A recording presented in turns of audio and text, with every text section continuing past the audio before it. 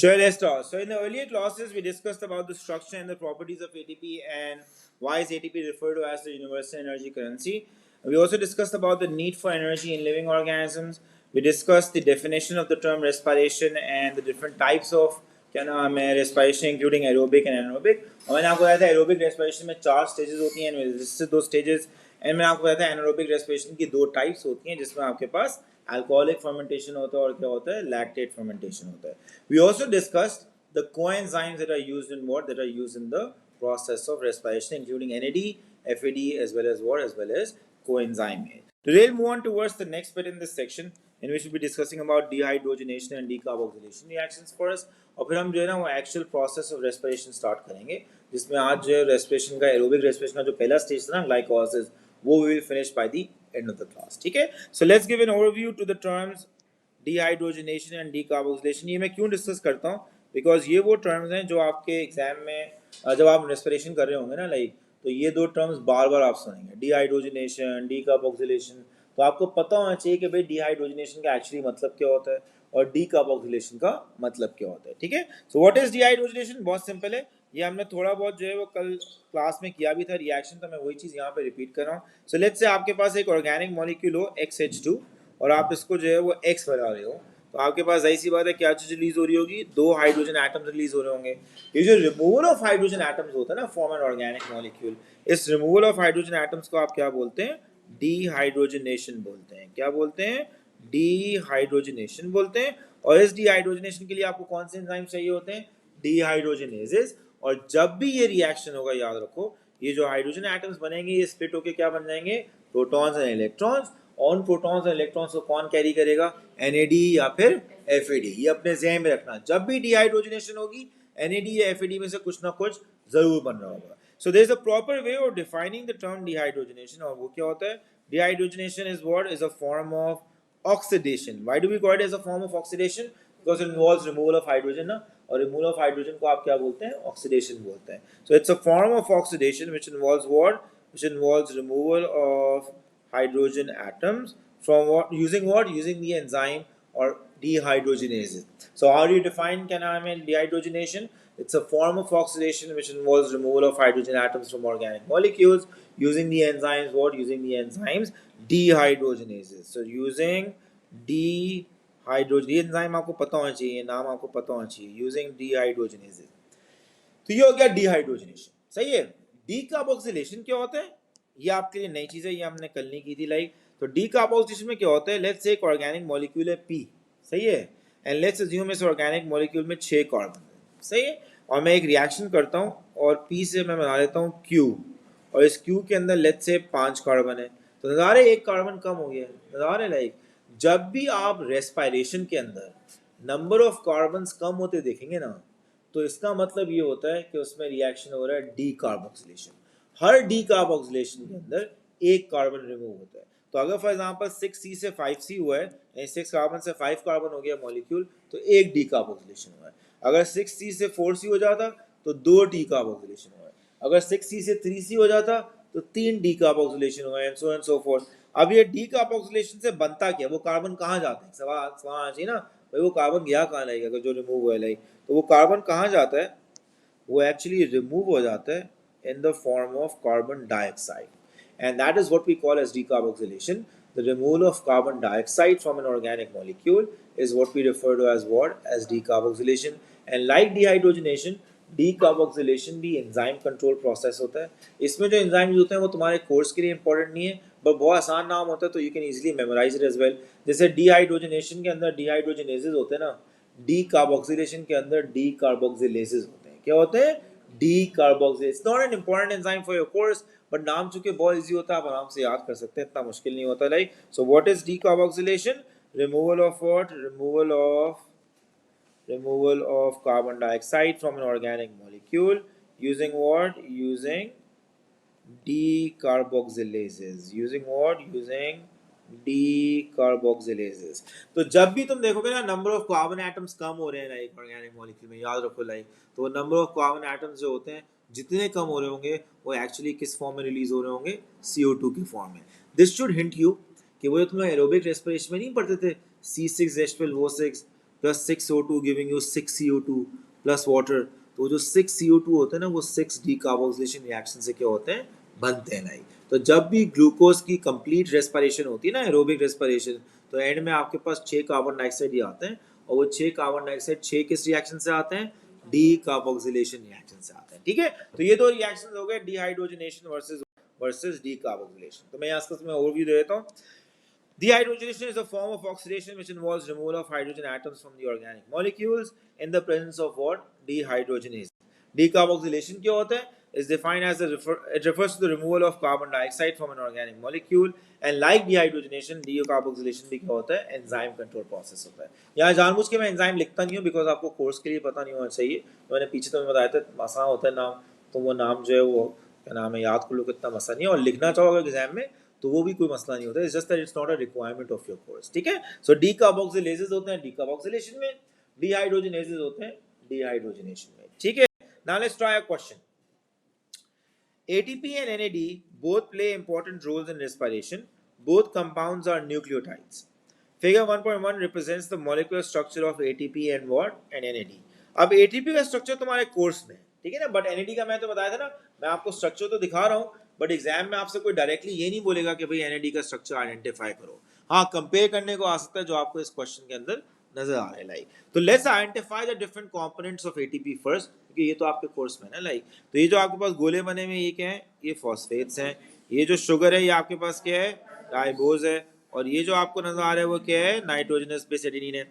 अब गौर से देखो, जो चीजें यहाँ नजर आ रही है ना उससे मिलती जुलती चीजें आपको यहाँ भी नजर आ रही हैं।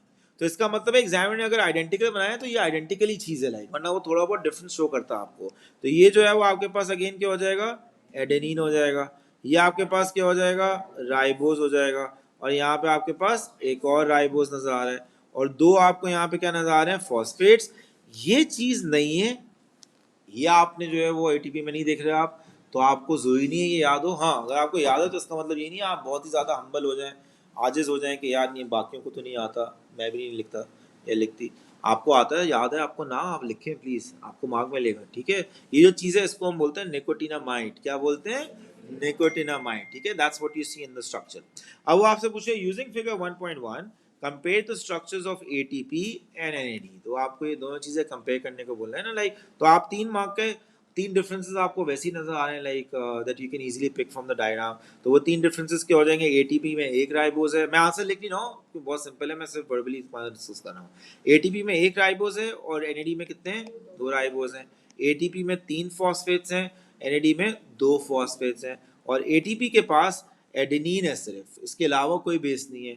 बट एनएडी में एनिडीन के अलावा it also has what, nicotinamide. या तुम ले सकते हो, लाइक अगर नाम ना याद आ रहा हो तो तुम ले सकते हो एन एडिशनल 6 साइडेड रिंग, क्या नाम है, attach to one of the ribose, तब भी आपको मार्क मिल जाएगा। ठीक है, because like as part of the course आपको एनएडी का स्ट्रक्चर पता होना जरूरी नहीं होता। ठीक है, ऑल्दो आपको नाम पता होना जरूरी है, निकोटिनामाइड एडेनिन, अगर आपने स्ट्रक्चर देखा हो तो आप इजीली याद कर सकते हैं कि ये निकोटिनामाइड का आपको रिंग नजर आ रहा है। ठीक है, now let's start with aerobic respiration in detail. याद है मैं एरोबिक रेस्पिरेशन की 4 स्टेजेस लिखी थी, लाइक वो दो stages, you remember the stages. तो वही 4 स्टेज, गुड। तो आपके पास 4 स्टेजेस थी। लाइक पहला स्टेज क्या था, ग्लाइकोलाइसिस, जो कि कहाँ होता है, साइटोप्लाज्म में। दूसरा स्टेज होता है लिंक रिएक्शन, जो कि कहाँ होता है, मैट्रिक्स ऑफ द माइटोकॉन्ड्रिया। तीसरा रिएक्शन होता है क्रेब्स साइकिल, स्टेज होता है क्रेब्स साइकिल, जो कि कहाँ होता है, मैट्रिक्स में अगेन। एंड चौथा स्टेज होता है ऑक्सीडेटिव फॉस्फोरेशन, जो कि कहाँ होता है, inner membrane of the mitochondria which is throne into numerous folds, जिनको हम क्रिस्टल बोलते हैं। एग्जाम में है ना कहाँ होता है ऑक्सीडेटिव, तुम क्रिस्टल लिखोगे तब भी एग्जाम में सही कर देगा, इनर मेम्ब्रेन लिखोगे तब भी सही कर देगा, बट पूरा लिखना क्रिस्टल ऑफ माइटोकॉन्ड्रिया या इनर मेम्ब्रेन ऑफ माइटोकॉन्ड्रिया, आपको पूरा मार्क में। ठीक है, let's start with glycolysis now. By the end of the class we have to finish glycolysis. और ग्लाइकोलाइसिस का जो पूरा पूरा प्रोसेस है ना, आगे वाली स्लाइड्स पे आप सिर्फ ग्लाइकोलाइसिस देख रहे हो। ठीक है ना, अब आप डिटेल में पढ़ रहे हैं एरोबिक रेस्पिरेशन, समझ में आ गई। लाइक आज आपको A2 की थोड़ी सी झलक नजर आ जाएगी, सही है। A2 को A2 क्यों कहते हैं। सो ग्लाइकोलाइसिस का लिटरल मतलब ये होता है, the word itself is a combination of two, क्या नाम है, वर्ड्स। एक है ग्लाइको और एक है लिसिस। लिसिस का मतलब होता है तोड़ना, ठीक है ना। लाइक तो इसका जो लिटरल मतलब होता है ग्लाइकोसिस का, वो होता है स्प्लिटिंग ऑफ शुगर्स। क्या होता है, splitting of sugars. That's the literal meaning of word of the term ग्लाइकोसिस।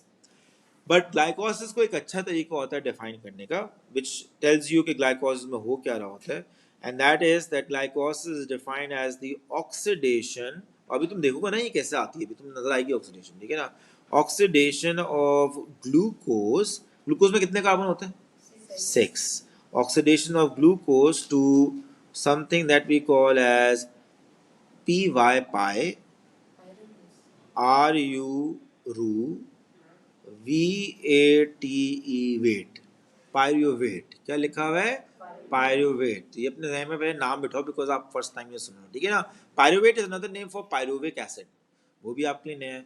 जैसे जैसे 8 लिखा होता है ना, जैसे लैक्टिक एसिड को लैक्टेट बोलते हैं ना आप, लाइक एसिटिक एसिड को एसिटेट बोलते हैं, लाइक बिल्कुल इस तरह जो है वो आप पायरुविक एसिड को पायरुवेट बोलते हैं। लाइक पायरुवेट जो होता है ना, ये 6 कार्बन नहीं होता है, pyruvate is 3 carbon, and pyruvate is not a sugar, it's not a sugar, ठीक है ना। लाइक तो हम देखेंगे ये पायरुवेट कैसे बनेगा। बट अगर मैं तुमसे सिंपल मैथ का सवाल पूछूं जो क्लास 1-2 में बच्चों से पूछा जाता है, कि अगर ये टोटल 6 कार्बन है और मैं आपसे पूछूं ये टोटल 3 कार्बन है, तो एक ग्लूकोज से कितने पायरुवेट बनेंगे, तो आपका आंसर क्या होगा? 2 पायरुवेट। तो ऐसा ही होता है ग्लाइकोलाइसिस के एंड में, आपको नजर ये आएगा कि जिस एक ग्लूकोज मॉलिक्यूल से आपने स्टार्ट किया था ना, इवेंचुअली एंड में आपके पास 2 क्या बन जाते हैं? पायरुवेट बन जाते हैं। तो टोटल कार्बन यहाँ पे सेम ही रहते हैं, आप 6 कार्बन से स्टार्ट करते हैं और एंड में भी आपके पास टोटल 6 कार्बन ही आ जाते हैं। तो कोई डीकार्बोक्सिलेशन वगैरह यहाँ पे कुछ भी नहीं आपको नजर आएगा। क्या क्या नजर आएगा अभी तुम देखोगे थोड़ी देर में, पूरा हम प्रोसेस करेंगे ग्लाइकोलाइसिस का। So glycolysis is what? It's the oxidation of glucose to pyruvate. कितने मॉलिक्यूल्स बनेंगे पायरुवेट के? 2 बनेंगे, वो हम आगे जाके देखेंगे किससे बनेंगे। ग्लाइकोलाइसिस में बहुत सारे स्टेप्स होते हैं, ठीक है ना। तो आपको शुक्र अदा करना चाहिए, सारे नहीं है आपके कोर्स में, और बदनसीबी ये कुछ है, ऐसा भी नहीं है कि भाई ग्लूकोज लिया तोड़ के 2 पायरुवेट बना दिया खत्म हो गया, ऐसा नहीं है। बीच में ना आपको और चीज़ें भी करनी होती हैं, तो आप वो सारी करेंगे। जितनी कोर्स में मैं उतनी ही क्लास में करूँगा। आपको पता है ना आपका इतना लेवल है कि आप वो कर सकें सारी, लाइक ना ही हमारे पास टाइम है कि हम सारी करें, तो हम करेंगे उतनी। तो आप मुझसे ये नहीं पूछेगा सर इतना करना है, मैं जितना लिख रहा हूँ वो सब करना है, समझ में आगे लगेगा आपको। तो ग्लाइकोसिस को ना सिंप्लीफाई करके, सारे रिएक्शंस को सिंप्लीफाई करके 3 स्टेजेस में डिवाइड कर दिया जाता है। It can be divide into what? Into 3 stages. और वो 3 स्टेजेस क्या होती हैं? नंबर 1 जिसको हम बोलते हैं फॉस्फोरिलेशन। क्या बोलते हैं? और ये नाम ऐसे मोटा लग रहा है, बहुत सिंपल सी चीज़ होती है, अभी तुम आगे देखोगे।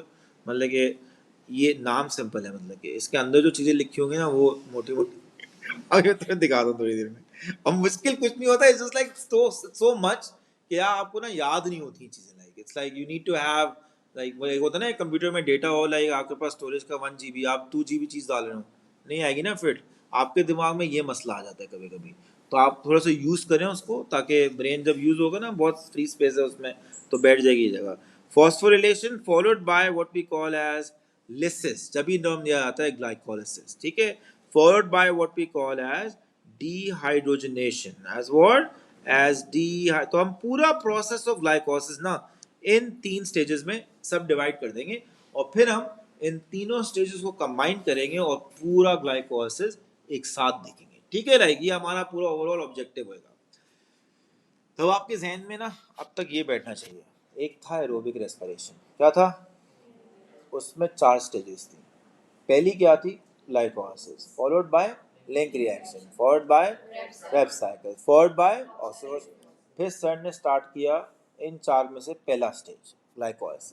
फिर सर ने बताया इसमें ऑक्सीडेशन होती है ग्लूकोज की इनटू पायरुवेट, और फिर ग्लाइकोलाइसिस की 3 स्टेजेस बता दिए कि फॉस्फोरिलेशन होती है, और फिर अब आपको मूवी याद आ रही है जब मैं आपको बोला था chapter with in a chapter?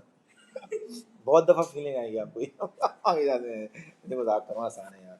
सही है। तो फॉस्फोरिलेशन, लिसिस, और फिर क्या आ जाएगा? हाइड्रोजनेशन। एंड में बनेगा क्या आपके पास? मैं आपको ये बताता हूँ। एक तो चीज आपको नजर आ रही है ना, तो मैंने स्लाइड पे लिखी है एंड में क्या बनेगी, कि जो आपके पास ग्लाइकोलाइसिस के जो प्रोडक्ट्स होंगे, क्या होंगे? प्रोडक्ट्स होंगे। वो आपके पास क्या होंगे? एक तो आपको नजर आ रहा है लिखा हुआ, जो मैंने ऊपर ही लिख दिया है, कि यू विल फॉर्म व्हाट?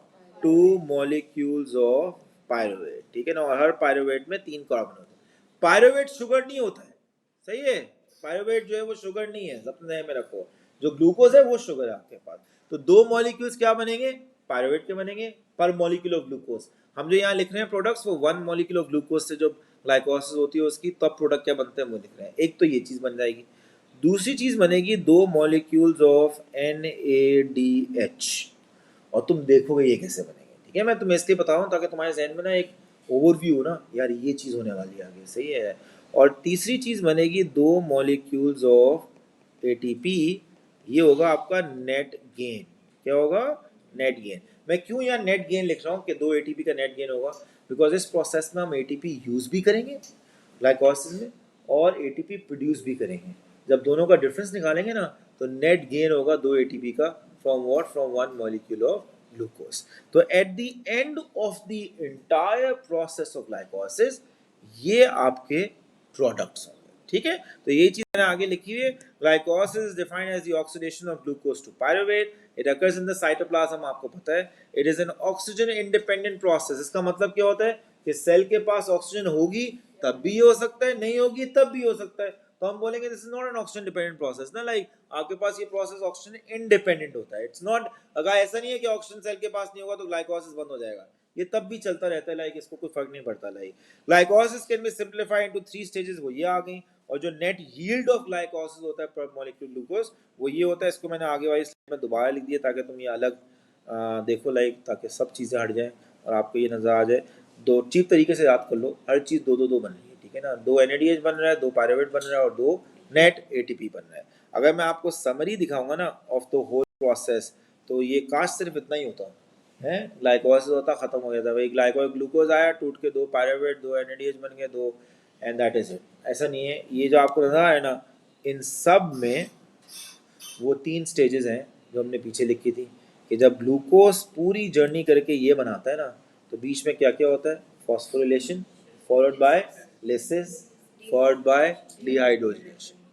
अब मैं ये करूँगा तो जो नेक्स्ट स्लाइड आएगी वो सिर्फ फॉस्फोरिलेशन के लिए, उसमें हम सिर्फ फॉस्फोरिलेशन पढ़ेंगे। ठीक है, उसके बाद जो स्लाइड आएगी उसमें हम सिर्फ लिसिस पढ़ेंगे। उसके बाद जो स्लाइड आएगी उसमें हम सिर्फ डिहाइड्रोजनेशन पढ़ेंगे। और उसके बाद जो स्लाइड आएगी उसमें ये तीनों चीज़ें कंबाइंड होंगी। वो होता है पूरा प्रोसेस ऑफ ग्लाइकोलाइसिस। ठीक है, so let's start with phosphorylation. So phosphorylation में let's start with a glucose molecule, जिसको हम पास करेंगे अब through the whole process of phosphorylation. यहाँ ग्लाइकोसिस नहीं है, यहाँ ग्लाइकोसिस का पहला स्टेज हम कर रहे हैं जिसको हम क्या बोलते हैं? फॉस्फोरिलेशन। तो अपने जहन में ये रखना प्लीज। ठीक है, तो फॉस्फोरिलेशन में क्या होता है कि ग्लूकोज मॉलिक्यूल पहले एक फॉस्फेट से कंबाइन करता है और बन जाता है ग्लूकोज 6 फॉस्फेट। क्या बन जाता है? Glucose 6 phosphate. How many carbons are there in glucose? 6। Glucose 6 phosphate में भी कितने होते हैं? 6 ही होते हैं। कितने होते हैं? 6 ही होते हैं। अब सवाल आपके जहन में ये आना चाहिए कि ये जो फॉस्फेट आया है इसमें ये कहाँ से आया है? ठीक है ना, तो ये आता कहाँ से है कि बेसिकली एक ATP मॉलिक्यूल यहाँ पे यूज होता है और टूट के वो बन जाता है ADP। जब ये हाइड्रोलाइज होगा ना ATP इंटू ADP, तो साथ क्या रिलीज होता है? फॉस्फेट। वो आके यहाँ ग्लूकोज से लग जाता है उसके 6th कार्बन पे और क्या बन जाता है? Glucose 6 phosphate. और साथ जो एनर्जी रिलीज होती है ना, वो ये ग्लूकोज गेन कर लेता है। क्या कर लेता है? अब ग्लूकोज जो पहले सुस्त मॉलिक्यूल था ना, like now it has become more energetic. It has become what? More energetic. तो साथ में जो आपको एक वो सांप, मैं तो हमेशा सांप क्यों बोल देता हूँ यार, लाइक जो कीड़ा नजर आ रहा है ना आगे 6, जिसके 6 सेगमेंट्स आपको नजर आ रहे हैं, वो हमने इसलिए बनाया है बिकॉज ये हर सेगमेंट जो आपको नजर आ रहा है, imagine it represents a carbon atom. तो ग्लूकोज में टोटल कितने होते हैं? 6 कार्बन एटम होते हैं। वो आपको 6 कार्बन एटम नजर आ रहे हैं। अब हम क्या करेंगे, इन 6 कार्बन एटम्स को कॉपी पेस्ट कर लेंगे और ग्लूकोज 6 फॉस्फेट बनाएंगे। सो लेट्स से हमने कॉपी पेस्ट किया। अब मैं इसमें 6 कार्बन के साथ क्या लगा दूंगा? फॉस्फेट ग्रुप लगा दूंगा। तो ये अब क्या बन गया? Glucose 6 phosphate. ठीक है,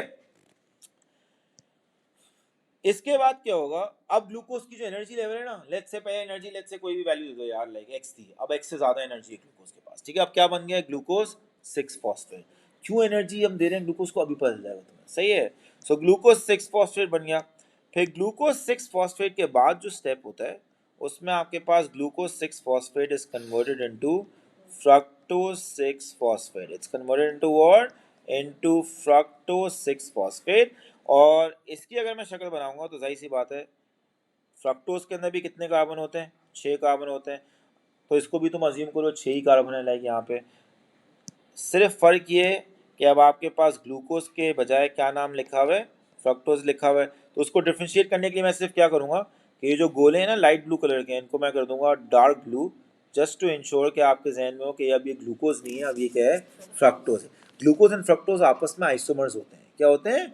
आइसोमर्स। तो ये जो रिएक्शन हो रहा है ना, ये आइसोमराइजेशन होता है, बट ये तो मैं पता होना जरूरी नहीं है। और ये जो एंजाइम करता है ना, वो आइसोमरेज एंजाइम होता है, जो कि ये रिएक्शन को कैटलाइज कर रहा होता है। So this over here is what, formation of fructose 6 phosphate. ठीक है, फिर क्या होएगा कि this fructose 6 phosphate will now be converted into what we call as fructose। क्या लिखा है? fructose 1,6 bisphosphate. क्या लिखा है? fructose 1,6 bisphosphate. तो अगर मैं अब इसकी शक्ल बनाऊंगा ना, तो इसकी शक्ल कैसी होगी? यही चीज़ मैं कॉपी पेस्ट कर रहा हूँ, मैं यहाँ लेके आता हूँ। तो फ्रक्टोज 1,6 है ना, तो इसका मतलब क्या है कि अब आपके पास कार्बन 1 पे भी एक क्या लगा होगा, फॉस्फेट ग्रुप लगा होगा। तो लेट्स से वो ये कार्बन 1 पे आपके पास आ गया फॉस्फेट, येलो क्यों कर दिया मैंने यार, एक कार्बन 1 पे आपके पास आ गया फॉस्फेट ग्रुप। तो ये आपके पास अब बन गया फ्रक्टोज 1,6 बिसफॉस्फेट। क्या लिखा हुआ है? बिसफॉस्फेट। लाइक नाउ शुरू में हमने एक एटीपी यूज किया था ना, और वहां से एक फॉस्फेट आया था, तो हमने एक और फॉस्फेट लगा दी ना, तो आपके जहन में सवाल चाहिए भाई दूसरा फॉस्फेट कहाँ से आया? तो ये जो दूसरा फॉस्फेट है ये भी कहाँ से आया है? एटीपी से आया है। तो यहाँ पे अब आपके पास एक और एटीपी यूज हो जाएगा, will be using one more molecule of ATP. वो टूट के क्या बन जाएगा? एडीपी बन जाएगा। और जो फॉस्फेट और एनर्जी रिलीज होगी ना, वो फ्रक्टोज 6 फॉस्फेट गेन कर लेगा। ये हमने दो जगह एनर्जी गेन कराई है, मजा आ रहा है?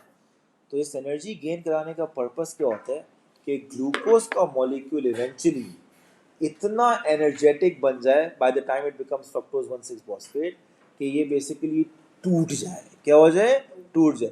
ग्लूकोज खुद तो बैठे बैठे नहीं टूटेगा ना, like it has to be provide with the necessary energy to undergo what, to undergo lysis to occur, undergo the splitting, the process of splitting to occur।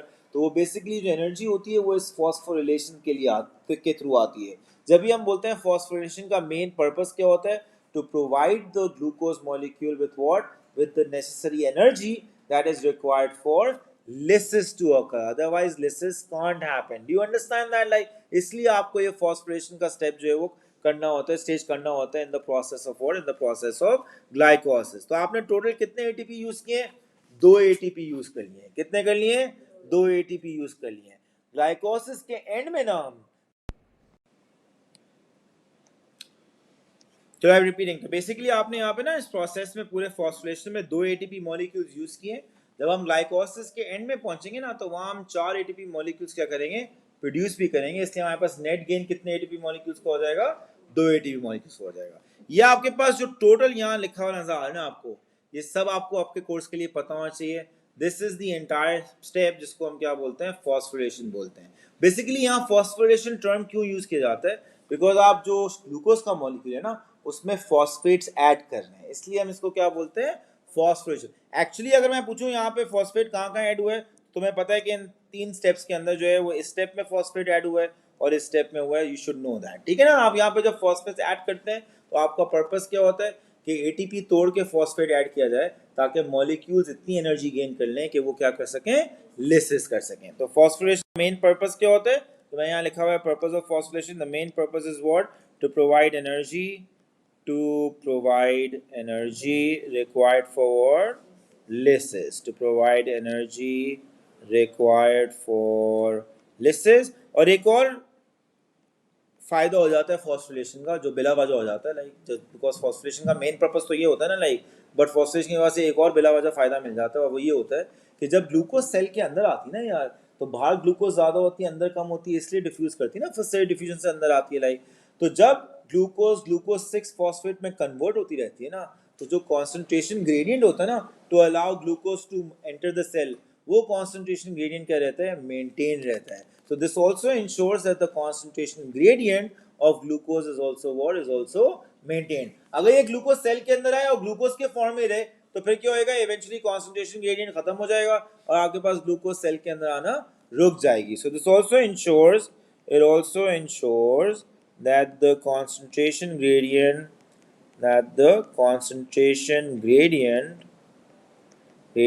of glucose is maintained. It also ensures what? The concentration gradient of glucose is maintained. तो ये दो आपके पास हो जाएंगे. Main purpose by far क्या होता है? To provide the energy that is required for what? That is required for lysis. तो हमारा पहला स्टेज हो गया पूरे ग्लाइकोलाइसिस का, जो कि क्या है? फॉस्फोरेशन. अब हम नेक्स्ट स्टेज पे जाते हैं, which is what? लिसिस. और लिसिस जो है ना बहुत छोटा सा ही होता है, बट टूट जाएगा. ये मॉलिक्यूल क्या हो जाएगा? टूट जाएगा. बस आपने याद करना है कि भाई टूट के क्या बन जाएगा. तो ये जो है ना फ्रक्टोज 1,6 बिस फॉस्फेट, इसमें कितने कार्बन होते हैं? 6 कार्बन होते हैं. और ये टूट के, ये वाली शुगर जो है वो टूट के 2 शुगर्स बन जाती है. उन 2 शुगर्स में 3-3 कार्बन होते हैं. कितने होते हैं? 3-3 कार्बन होते हैं. 3 कार्बन वाली शुगर्स को हम बोलते क्या हैं? Triosis. So you end up forming 2 molecules of triose phosphate. You end up forming what? 2 molecules of triose phosphate. और ये दोनों molecules क्या होंगे? जाहिर सी बात है 3 कार्बन होंगे. अब तुम्हें से जो स्मार्ट वाले बच्चे ना, उनके जहन में आ रहा है यार ये 2 दफा क्यों लिख दिया? एक ही साथ लिख देते 2 times triose phosphate. आप बिल्कुल सही सोच रहे हो, एग्जाम में आप लिख सकते हो, बट यहाँ पे 2 मैंने इसलिए लिखा है बिकॉज ये दोनों एग्जैक्टली सेम नहीं होते हैं, इनमें फ़र्क होता है थोड़ा सा. ये दोनों एक दूसरे के आइसोमर्स होते हैं, they are not exactly identical. सही है ना? लाइक अपने इंटरेस्ट के लिए जाके पढ़ना कि ये दोनों में क्या डिफरेंस होता है. लाइक दोनों आइसोमर्स हैं, एक दूसरे के स्ट्रक्चर में क्या डिफरेंस होता है, इंटरेस्ट के लिए पढ़ना. कोर्स में तुमसे नहीं पूछेंगे. कोर्स में तुम इनको क्या बोलोगे? Triose phosphate. बल्कि ट्रायोस फॉस्फेट भी बोलने की जरूरत नहीं है, तुम टीपी याद कर लो. This is an acceptable abbreviation for what? But जिस तरह ATP is an acceptable abbreviation है, like NAD is an acceptable abbreviation. बार बार थोड़ी लिखते हैं आप निकोटीनामाइड एडेनिन डाइमिन. बिल्कुल इस तरह FAD एक acceptable abbreviation है, तो TP जो होती है that's an acceptable abbreviation for what? For triose phosphate. Please remember this is lysis. Lysis जो है वो सबसे आसान जो है वो आपके पास देखने में सबसे आसान स्टेप नजर आता है आपको कि fructose 1,6 bis phosphate because of the high amount of energy that it now possesses will undergo instantaneous splitting to form what? 2 molecules of triose phosphate. Last stage क्या आएगा वो आपके पास? Dehydrogenation. Have a look at it. Dehydrogenation में हम 2 triose phosphate लेके जाएंगे ना. हमने पीछे 2 बनाए थे, तुम देखा था ना. लाइक तो मैं 2 को अलग अलग लिखूंगा. दोनों में एग्जैक्टली सेम चीज होगी, कोई ऐसा नहीं है डिफरेंट चीज होगी. लाइक बस मैं अलग अलग इससे लिखता हूँ ताकि तुम पे एंड में टोटल कर सको कि क्या क्या चीजें बनी है. ठीक है ना? अब हर triose phosphate will undergo a series of reaction. यहाँ पे आपके पास जो है वो एक रिएक्शन नहीं है. नजर ऐसा आ रहा है जैसे एक एरो बनी हुई है ना, यहाँ एक एरो, यहाँ एक एरो. तो ये एक रिएक्शन हुआ और एंड में चीज बन गई, ये एक रिएक्शन हुआ एंड में चीज. ऐसा नहीं होता है, ये एक सीरीज ऑफ रिएक्शंस होता है. और सीरीज ऑफ रिएक्शन के बाद triose phosphate is converted into what we call as pyruvate. क्योंकि हमने ये कहा था ना एंड में पायरुवेट बनेगा यार. तो आपके पास हर ट्रायोस फॉस्फेट से एक एक पायरुवेट बन जाता है. तो ये टोटल कितने पायरुवेट हो जाएंगे? 2 पायरुवेट हो गए जो आपके पास आ गए. फिर हमने और भी लिखा था ना 2 NADH बनते हैं, 2 नेट ATP. अभी आप वो भी देखोगे. लाइक तो मैंने कहा है ना ये जो एरोज हैं this indicate, they indicate what? They indicate a series of reactions. तो इन एरोज को सही तरीका दिखाने का क्या होता है कि आप इस तरह दिखाएं टू शो, टू इंडिकेट कि बेसिकली मल्टीपल स्टेप्स हो रहे हैं बीच में. वो स्टेप्स तुम्हारे कोर्स में नहीं, शुक्र अदा करो. लाइक वो भी अच्छे खासे स्टेप्स होते हैं. Like none of those are in your course. बस आपको ये डायरेक्टली एज एन ओवरव्यू पता होना चाहिए. अब मैं बताता हूँ इसमें आपके पास बनेगा क्या क्या बीच बीच में. ठीक है ना? एक तो ये कि 2 मॉलिक्यूल्स पायरुवेट के आपके पास आ गए ना. These are the 2 molecules of pyruvate. मैं एक बोल रहा हूँ 2 बिकॉज देखो एक ग्लूकोज से पहले आपके पास इवेंचुअली 2 TP आए ना, और फिर 2 TP से आपके पास 2 पायरुवेट आए. लाइक तो सही से बात है, एक ग्लूकोज से फिर इवेंचुअली आपके पास क्या आ गए? 2 पायरुवेट मॉलिक्यूल्स आ गए. और क्या क्या बनता है? Let's have a look at it. चूंकि ये डिहाइड्रोजनेशन, इसको हमने स्टेज को नाम दिया है, तो सही सी बात है कहीं ना कहीं डिहाइड्रोजनेशन तो होगी ना. लाइक तो आपके पास यहाँ पे भी डिहाइड्रोजनेशन होती है, यहाँ पे भी सेम ही तरीके की हो रही होती है. लाइक जहाँ पे जब डिहाइड्रोजनेशन होती है तो ऑक्सीडाइज NAD से क्या बनता है? रिड्यूस NAD बन जाता है. और यहाँ पे भी ऑक्सीडाइज NAD से क्या बनता है?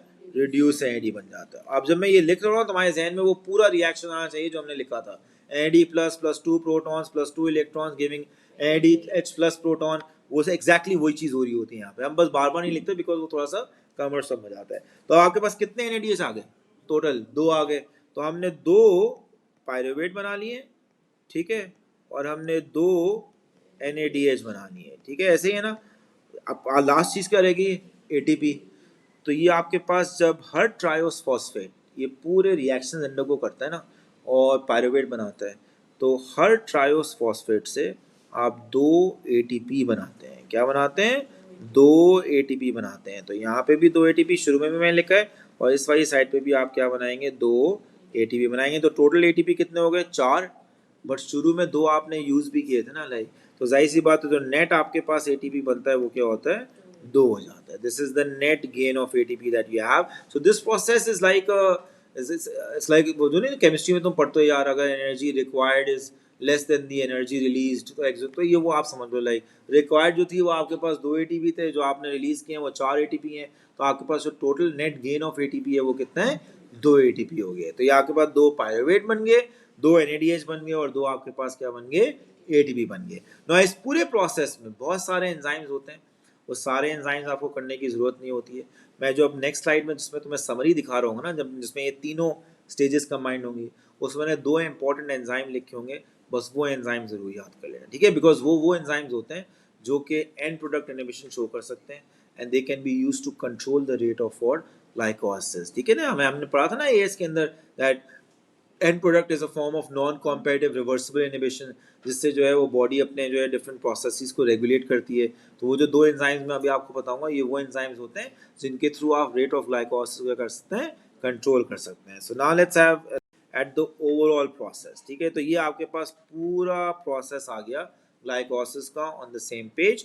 ये आपके पास ग्लूकोज की conversion into glucose 6 phosphate using 1 ATP, फिर ग्लूकोज 6 फॉस्फेट की कन्वर्जन इनटू फ्रक्टोज 6 फॉस्फेट, फिर इसकी conversion into fructose 1,6 bis phosphate using another ATP, फिर lysis to form 2 triose phosphates, फिर dehydrogenation to form 2 pyruvate, and the process you form 4 ATPs and 2 NADH। But चूंकि ऊपर हमने जो है वो 2 ATP मॉलिक्यूल्स यूज भी किए थे ना, तो नेट जो है वो गेन क्या हो जाएगा, 2 ATP का हो जाएगा। 2 ये NADH आपके पास आ गए, और 2 आपके पास क्या आ गए, पायरुवेट आ गए। ये 2 एंजाइम्स हैं जो मैं चाहता हूँ जिनके नाम आप याद रखें। जो ग्लूकोज की कन्वर्जन होती है into glucose 6 phosphate, that is catalysed by an enzyme known as what, hexokinase. और जो फ्रक्टोज 6 फॉस्फेट की कन्वर्जन होती है, बस बेसिकली जहां जहां आपके पास फॉस्फेट ऐड हो रहा है ना, वहां वहां का एंजाइम याद रख लो भाई, इंपॉर्टेंट एंजाइम है। तो एक हेक्सोकाइनेज हो गया, और एक तुम्हारे पास क्या हो गया, फॉस्फोफ्रक्टोकाइनेज हो गया। Please remember these 2 enzymes in the overall process. अब इस पूरे प्रोसेस के एंड में 3 चीजें हमने बनाई है ना, एक तो हो गया 2 पायरुवेट, एक क्या हो गया 2 NADH, और एक क्या हो गया 2 ATP। देखो पूरे प्रोसेस, रेस्पिरेशन के पूरे प्रोसेस का पर्पस क्या होता है, ये आज हमने डिफाइन किया था। Respiration is the oxidation of food molecules to release energy in the form. तो ATP जो यहाँ बना है ना, ये एंड प्रोडक्ट है। This is the product that we needed from respiration है। अब ये ATP कहाँ जाएगा, it will be used in different energy consuming processes such as active transport, transmission of nerve impulses, blah blah blah, उसमें use हो जाएगा, like. But जो बाकी 2 चीजें हैं ना, they are products of glycolysis, but they are not end products of the whole respiration process। ये आगे अभी यूज होंगी, क्या होंगी, यूज होंगी। NADH कहाँ यूज होगा, ये भी तुम देखोगे। पायरुवेट कहाँ यूज होगा, ये भी तुम देखोगे। NADH का याद है, मैंने बताया था कि NAD जो होता है वो प्रोटॉन इलेक्ट्रॉन पिक करता है, गाड़ी की तरह होता है, पिक करता है और कहीं जाके छोड़ के आता है। वो हम देखेंगे कहाँ छोड़ के आएगा, इसी प्रोसेस में आएगा, आगे जाके आप पढ़ेंगे, लाइक। तो NADH वहाँ हम देखेंगे। पायरुवेट जो है ना, वो अब जाएगा into the mitochondria, into what, into the 2 molecules of pyruvate जो बने ना, both of these will now go into the mitochondria where they will now participate in the process जिसको हम बोलेंगे link reaction, because that's the second stage of what, of aerobic respiration। Is that clear? So we'll stop here and we'll continue from here in the coming class.